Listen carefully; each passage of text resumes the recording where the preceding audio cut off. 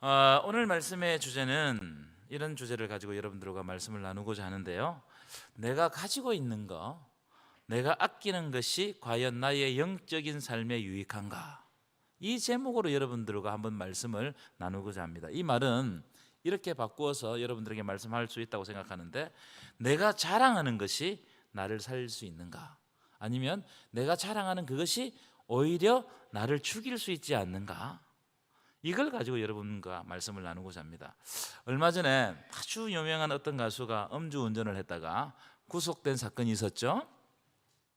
사실 이제 찾아보니까 음주운전은 인사사고가 아니면 거의 구속이 안 됩니다. 그럼 이 가수가 왜 구속이 되었는가?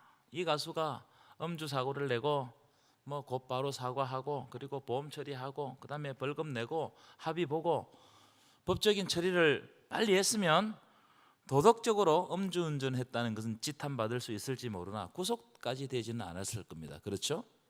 그런데 이 사람이 어떻게 했느냐? 자기의 잘못을 덮기 위해 가지고 자기의 죄를 남에게 전가시키고 다른 사람이 운전했다고 거짓말을 시킨 거예요.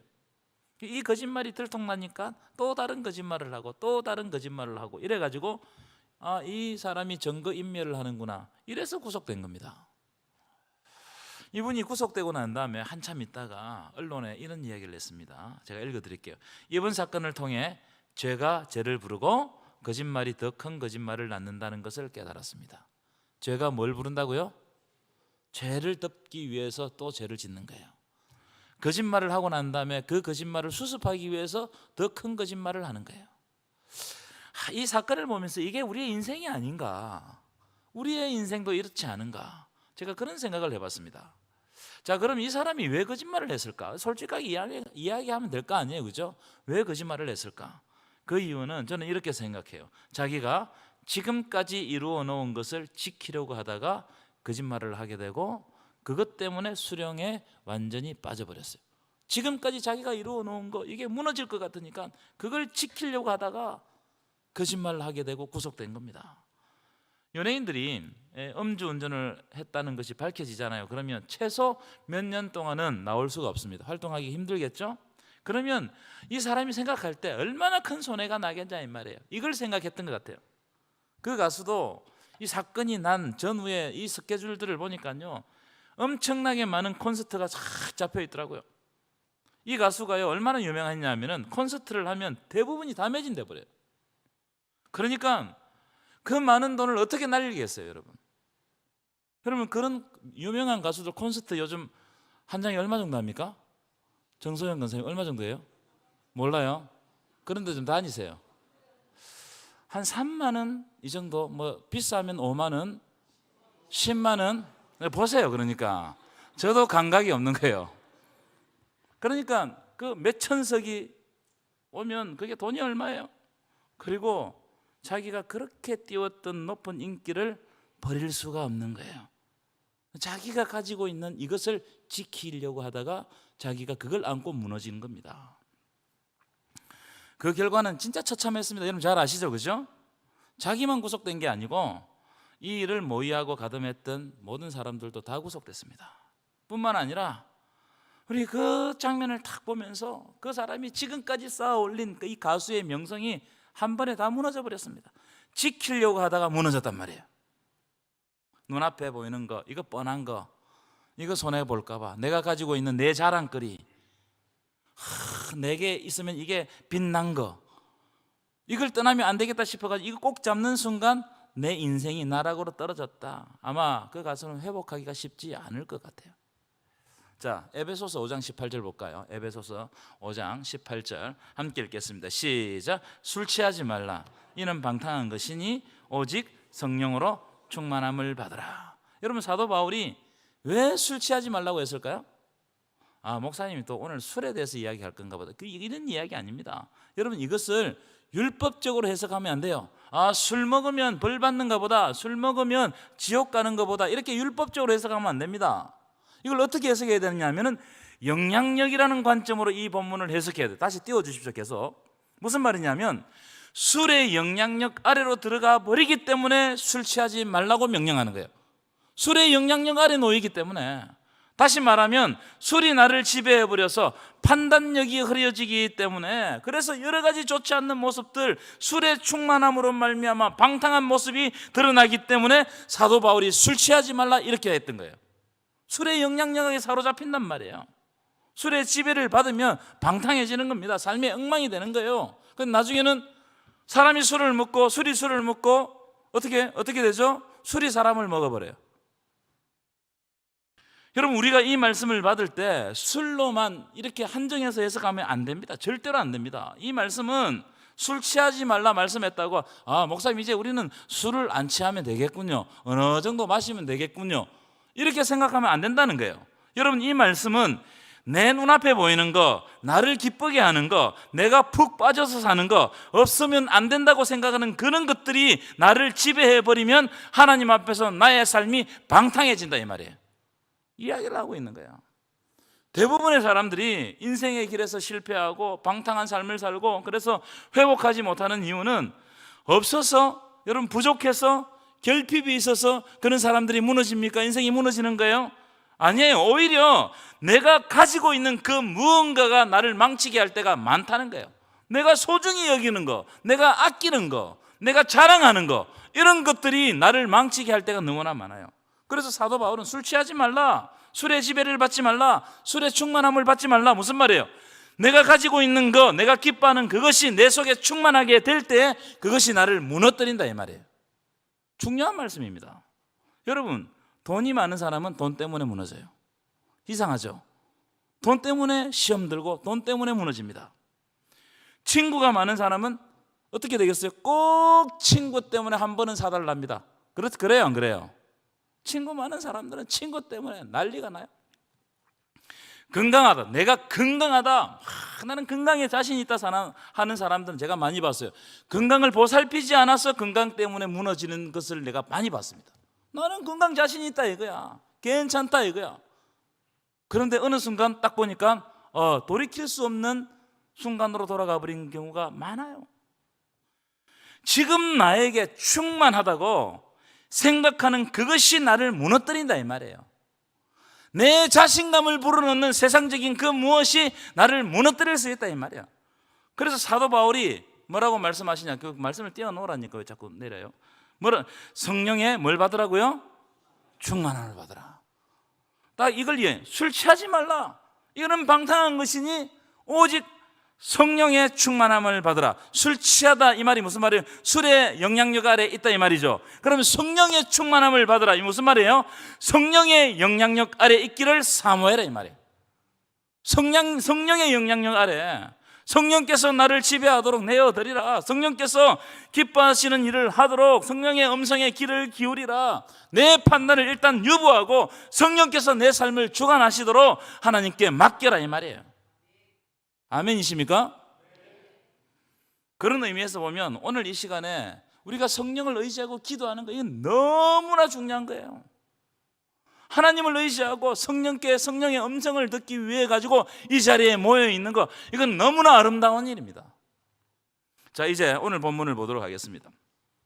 제가 왜 이런 그 서론에 대해서 길게 했느냐, 삼손은 하나님께서 뭘 주셨어요? 힘을 주셨어요.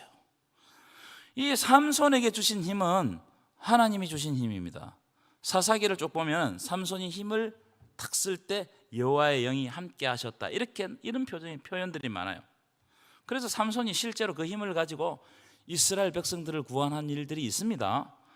15장에 보면요, 특별로 블레셋 사람 1000명을 죽여요. 이스라엘 사람을 구원했다 이 말이죠. 뿐만 아니라 삼손이, 힘센 삼손이 딱 버티고 있으니까 블레셋이 침공할 수 있겠어요, 없겠어요? 그렇죠. 블레셋이 오려고 하다가도 이렇게 주춤하는 겁니다. 자, 그러나 우리의 삼손의 이야기를 잘 살펴보시면 이 삼손이 힘을 쓰는 대부분의 경우는 하나님을 위해서 힘쓰는 게 아니에요. 이스라엘 백성들을 힘쓰는 게 아닙니다. 누구를 위해서? 자기 욕망을 위해서 힘쓰는 경우가 대부분이었어요. 여러분, 한번 삼손을 가만히 보십시오. 삼손이 힘을 쓰는 장면을 보면 대부분 보십시오, 여자에게 빠져서 위기를 당하자 힘을 씁니다. 14장 15장에는 딥나 여자, 이 블레셋 여자입니다. 이 여자 때문에 위기를 당해가지고 힘을 썼어요. 16장 오늘 본문에도 삼손이 힘쓴 장면을 우리가 읽어봤죠? 가사에, 이 가사도 요즘 말하는 가자지구, 가사의 한 기생 때문에 그 동네에 갔다가 위기를 당해가지고 뭐 문빗장하고 이런 걸 뽑아가지고 헤브론 산으로 갔더라. 희한하죠? 자, 16장 4절부터 보면 그 유명한 드릴라가 등장합니다. 이 드릴라 때문에 위기를 당해가지고 매일 힘을 쓴단 말이에요. 여러분, 하나님이 주신 힘을 자기를 위해서 사용할 때, 자기의 욕망을 위해 사용할 때 문제가 생겨요. 삼손은 사사 중에서 훌륭한 사사가 아닙니다. 여러분, 하나님이 주신 능력도 훈련되지 않으면 망나니 짓을 하게 되는 거예요. 하나님이 능력을 막 주셨는데 그걸 훈련하지 아니하고 하나님 앞에서 겸손하게 감당하지 않으면 내가 그 힘 가지고 망나니 짓을 한단 말이에요. 저는 그런 경우를 너무나 많이 봤습니다.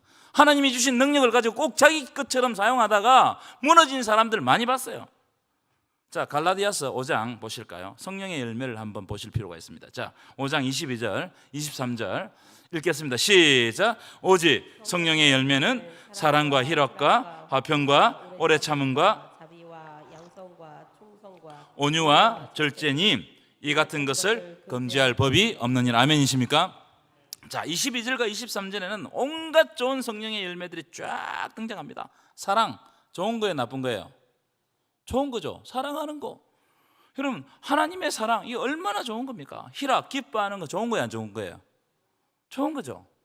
이런 열매가 있어야 됩니다. 화평하는 거, 오래 참는 거, 온유한 거, 양선, 선한 마음을 가지는 거, 오래 참고 뭐 온유하고 하나님께 충성하고, 다 좋은 열매들입니다. 그런데 마지막 절제가 있죠. 이 모든 열매들은 절제를 통해서 조화를 이룰 때 아름다운 열매를 맺는 거예요. 아멘이십니까? 이게 중요합니다. 훈련되어져야 된단 말이에요. 무슨 말이냐면 하나님이 주시는 성령의 열매라도 훈련되지 않고 조화를 이루지 못하면 그것 때문에 어려움을 겪을 수 있다 이 말이에요. 사랑한다고 다 사랑해 보세요. 아무나 다 사랑해 보세요. 여러분, 그 절제가 필요합니다. 사랑해야 될 부분을 사랑해야 되고 사랑하지 말아야 될 부분 사랑하지 않아야 돼요. 절제가 다 필요한 겁니다. 저는 훈련되지 않는 영성은 아무것도 아니라고 생각합니다. 자기가 아무리 무슨 달란트를 많이 받아도 훈련되지 않으면 하나님 앞에서 아무것도 아니에요. 만약 그렇다면 삼손과 같은 사람이 되는 겁니다. 하나님이 자기에게 힘을 주셨는데 그 힘을 자기를 위해서 사용하다가 이 무너진단 말이에요.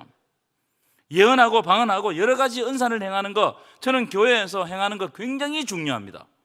그렇게 해야 된다고 생각해요. 그런데 고린도 교회는 이 은사 때문에 조용할 날이 없었어요. 은사는 하나님이 주신 것입니다. 믿으십니까? 은사는 하나님이 주신 거예요. 그런데 그 은사가 공동체를 위기로 몰아넣더라는 겁니다. 왜요? 훈련되지 않고 조화를 이루지 못하니까 오히려 교회를 어렵게 만드는 겁니다. 그 예가 사울 아니겠습니까? 사울은 표현을 쭉 보면 준수한 사람이다, 아주 훌륭한 사람이다는 겁니다. 이스라엘에서 그보다 준수한 사람이 없었어요. 집안도 좋았고 정치도 잘했고 전쟁도 잘했고 용사였습니다. 그런데 그가 하나님 앞에 훈련되지 않으니까 악령이 그를 다스려버렸어요. 어떻게 됐습니까? 나라가 어렵게 되었어요. 솔로몬 초기 정치는 아주 훌륭했습니다. 그래서 하나님께서 많은 것을 주셨습니다. 솔로몬이 받은 건 다 하나님이 주신 거예요. 다 너무나 화려한 것을 받았습니다. 너무나 많은 것을 가진 사람이었습니다. 심지어 솔로몬은 후궁이 700명이고 첩이 300명, 그 몇 명이에요? 1000명이었습니다. 그런데 그 풍성한 것이 솔로몬을 망치게 했어요. 내가 가지고 있는 아끼는 거, 때때로 하나님이 주신 거, 이걸 잘못 관리해가지고 어떻게 된다고? 나를 망친다 이 말이에요. 여러분, 내 자존심이 나를 무너뜨릴 때가 있습니다. 하나님 앞에서. 그래요, 안 그래요? 그래요, 안 그래요? 내 자존심이 하나님 앞에서 나를 무너뜨릴 때가 있습니다. 자, 그런데 사도 바울의 고백을 오늘 보고 마치고자 하는데, 사도 바울은 뭘 고백하느냐 하면 고린도후서 볼까요? 11장 30절 떼어보실까요? 한 목소리를 읽겠습니다. 시작. 내가 부득불 자랑할진대 내가 약한 것을 자랑하리라. 아멘이십니까? 사도 바울은 뭘 자랑한다고요? 내 약한 것을 자랑한다는 거예요. 내 약점을 자랑한다는 거예요. 대부분의 사람은 약점, 자기의 부끄러움을 감춥니다. 왜냐하면 다 다른 사람이 책 잡히기 때문에 감춰요. 그런데 사도 바울은 그걸 드러낸다는 거예요. 왜? 이유가 있어요. 자, 12장 7절부터 읽겠습니다. 시작. 여러 계시를 받은 것이 지극히 크므로 너무 자만하지 않게 하시려고 내 육체에 가시 곧 사탄의 사자를 주셨으니 이는 나를 쳐서 자만하지 않게 하려 하심이라. 하나님이 사도 바울의 육체에 가시를 주셨어요. 근데 이 가시를 갖다가 얼마나 고통스러웠으면 사도 바울은 이걸 사탄의 사자라고 그랬어요. 육체에 병이 있었다 이 말이에요. 근데 이거 보십시오. 이걸 어떻게 받아들이느냐? 이는 나를 쳐서, 하나님이 나를 쳐서 내가 너무 자만하지 않게 하려 한다는 거예요. 자기에게 약점이 있어요. 가시가 있어요. 다른 사람이 볼 때 저런 사람이 저런 병이 있었네. 다른 사람이 설 수 없는 그 넘어가는 병이라고 그러잖아요. 그죠? 그런 약점이 있었단 말이에요. 그런데 이걸 어떻게 해석해야 하느냐면 하나님이 나를 쳐서 자만하지 않게 하기 위해서 나에게 이런 사탄의 가시를 주셨다는 거예요. 여러분들에게도 가시가 다 있을 겁니다. 있어요, 없어요? 다 있어요. 근데 이 가시가 하루 이틀이면요 참을 수 있어요. 한 달 정도면 입가 깨물고 참으면 됩니다. 1년 정도도 1년 정도 참을 수 있겠죠. 그런데 이 가시가 죽을 때까지 없어지지 않는다 생각하면 여러분 어떻게 하겠습니까? 참을 수 있겠어요? 쉽지 않을걸요? 그런데 사도 바울은 어떻게 고백했다고요?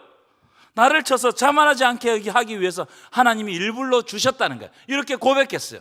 자기의 병을. 8절입니다. 8절. 그래서 사도 바울이 괴로웠습니다. 8절 함께 읽겠습니다. 시작.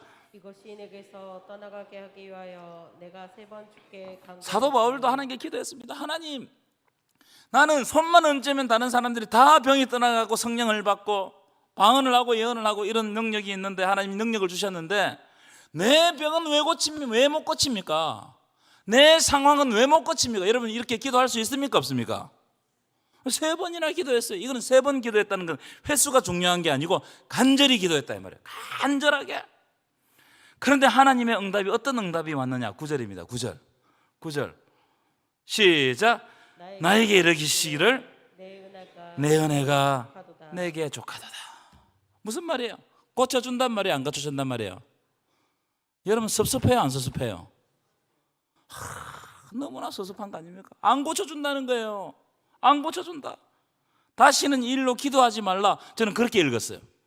다시는 이 일로 기도하지 말라. 그러시면서 하시는 말씀이 이는 내 능력이 어디에서 온전해짐이라?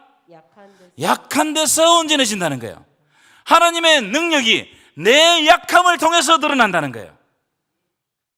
그래서 내가 그걸 알고 난 다음에 도리어 기뻐함으로 나는 그때부터 나의 여러 약한 것들에 대해서 자랑하리니 왜냐하면 이는 그리스도의 능력이 내게 머물게 하려 함이라. 내가 약할 때, 내가 다른 사람들이 자랑할 것이 없을 때, 나에게 약점이 많고 사람들이 깔보고 나를 멀리할 그때 하나님의 능력이, 그리스도의 능력이 나에게 온전히 임한다 이 말이에요. 아멘이십니까? 하나님은 이렇게 역사하시는 거예요. 그래서 10절 보십시오. 10절. 그러므로 내가 그리스도를 위하여 약한 것들과 능욕과 궁핍과 박해와 공고를 기뻐하느니 이는 내가 약한 그때 강함이라. 여러분, 사도 바울이 강한 게 아니에요. 누가 강한 거예요? 전능하신 하나님이 사도 바울과 함께 할 때 사도 바울이 강한 거예요. 내가 강하면 하나님의 강함이 늘어날 수가 없습니다. 왜냐하면 하나님이 인정하지 않기 때문이에요. 내가 약할수록, 나에게 고민이 많을수록, 내게 환난이 많을수록, 고난이 많을수록 하나님이 나에게 오시는 거예요. 그때 정말 하나님의 능력이 나를 통해서 드러나는 거예요. 이걸 사도 바울이 고백했단 말이에요. 여러분, 우리에게 늘 결핍이 있습니다. 광야 인생 아니겠습니까? 부족합니다. 아픔이 있고 고통이 있어요. 그런데 때때로 그 고통과 아픔과 결핍과 부족 때문에 예수 그리스도의 십자가의 사랑을 다시 발견해요. 여러분 그럴 때가 느끼시십니까? 내가 만약에 편안하고 충만하고 이러면요 예수님께서 십자가를 지셨다 이걸 어떻게 여러분 동질감을 느낄 수 있겠습니까? 안 그래요? 그런데 내가 정말 고난을 받을 때, 내가 정말 아파할 때, 내가 정말 해결할 수 없는 일이 있을 때, 그때 비로소 예수님의 마음이 이해되는 거예요. 그때 은혜가 자리 잡는 거예요. 그때부터 예수께서 내 속에서 역사하시는 겁니다. 여러분에게 결핍이 있습니까? 이제 하나님이 역사하시는 시간입니다. 믿으십니까? 여러분, 홍해가 가로막혔을 때 하나님이 역사하셨어요. 만약 홍해가 가로막히지 않았다면 홍해를 가르는 역사도 일어나지 않았을 겁니다. 우리의 삶 가운데 홍해처럼 가로막는 일들이 너무나 많아요. 가로막혀 있는 거 두려워하지 마십시오. 하나님이 필요하시면 그 문을 열어주실 줄 믿습니다. 이제 고백하실 때인데, 내가 주인 삼고 있는 모든 것을 하나님 앞에 내려놓고 오직 하나님의 은혜를 구하시고 우리의 결핍 가운데 함께 하시는 홍해의 역사를 바라보게 하여 주옵소서. 우리 찬양하겠습니다.